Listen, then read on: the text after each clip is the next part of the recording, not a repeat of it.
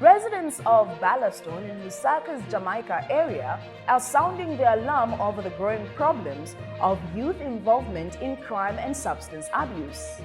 They are calling on local authorities to take immediate action, citing the alarming rate at which young people are turning to crime and addiction, which threatens the community's safety and future. Bayuthi wasakirire vochi kwela macooperative ayo bachitireko bana bambe kuchita vochi ita maskills bajamne swainda kulu na manje muona majita chamba chipezeka paliposi bangopepa chamba nyama. The residents said this is a critical concern as substance abuse and crime can have a long-lasting, devastating effect on individuals, families, and communities.